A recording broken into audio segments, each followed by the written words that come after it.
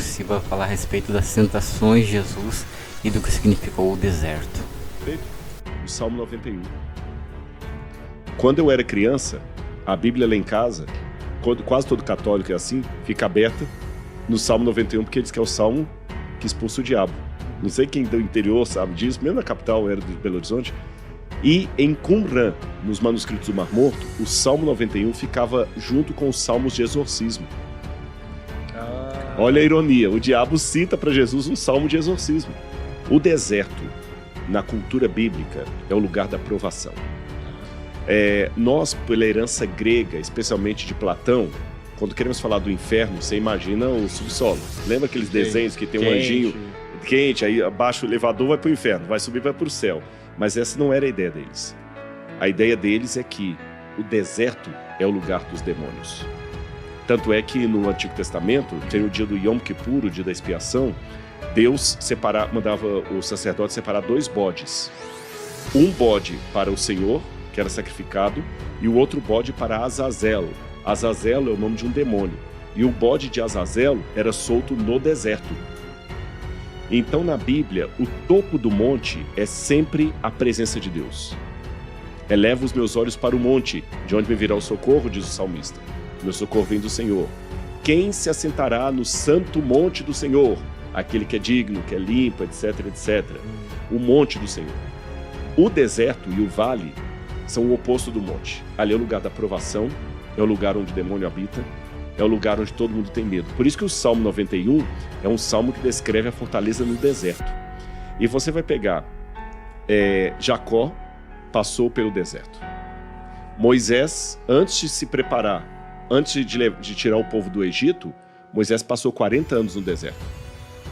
Depois, o povo de Israel, para entrar na terra prometida, passou 40 anos também no deserto. Elias passou um tempo no deserto. O apóstolo Paulo, quando pregou, ele passou 3 anos e meio no deserto da Arábia se preparando.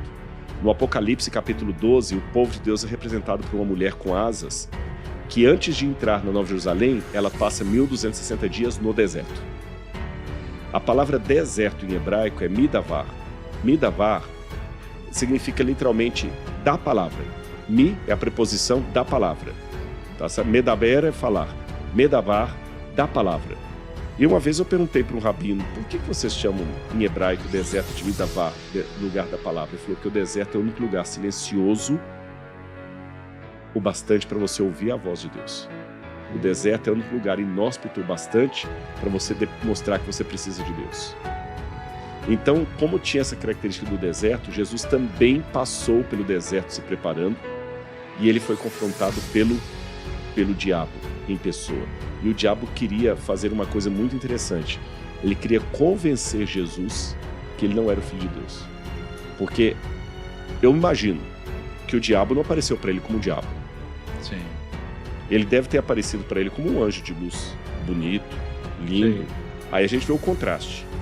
Se Jesus estava como ser humano, esvaziado, como disse Paulo, com a Porsche na garagem, Jesus estava cadavérico, fétido.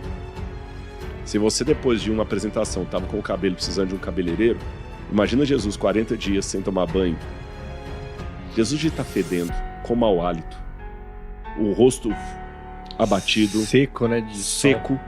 Aí aparece aquela figura gloriosa. Olha o contraste. Ou seja, sucesso não é pecado. Mas nem sempre o sucesso e o contrário dele é sinônimo de quem deu certo e quem não deu. Que ali a gente tem o oposto. E aquele anjo, quando chega para ele, pergunta assim, se tu és o Filho de Deus, colocou dúvidas. A gente não pode deixar que o diabo coloque dúvidas sobre a nossa identidade. Eu sei quem eu sou. Se eu sou, peraí, tem alguma coisa errada aí. Se tu és, e no momento em que o diabo leva Jesus até um monte e oferece para ele todos os reinos do mundo, me chama a atenção. A Jordânia, vocês chegaram aí, não? Na Jordânia? Jordânia é do lado de Israel. É uma outra viagem que você tem que fazer, viu? Vocês têm que ir à Jordânia. Você tem que ir para Israel. A gente vai junto. Né? E na Jordânia tem o Monte Nebo, onde Moisés morreu. E a Bíblia fala que Deus levou Moisés até o Monte Nebo e mostrou para Moisés toda a terra prometida. E da Jordânia, do lado de cá do Jordão, do Monte Nebo, dá para você ver realmente Jericó, o Mar Morto, dá para ver Qumran, o deserto da Judéia, dá para ver até Jerusalém, dá para ver a Galileia, dá para ver tudo. Só que Moisés não entrou na Terra Prometida. Porque ele tinha quebrado a aliança com Deus, ele tinha pecado. Quando a gente conversar sobre Moisés, eu conto essa história. E Moisés morreu no Monte Nebo sem entrar na Terra Prometida, porque ele errou só numa coisinha.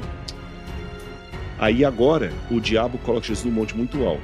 Como essa provação foi no deserto da Judéia, o monte mais alto do deserto da Judéia fica em frente a Jericó.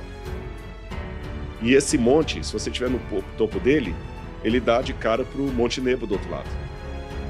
Então o diabo colocou Jesus no alto do monte, primeiro para parecer que ele estava perto de Deus. Lembra que eu falei que o alto da montanha é perto de Deus? Segundo, o diabo criou em Jesus a mesma situação de Moisés. Moisés subiu ao monte, Deus mostrou a terra e não deixou ele tê-la. Eu coloco você no monte, eu mostro a terra e eu te dou. Eu sou mais legal que Deus. Só me adore por um pouquinho de tempo. Sim.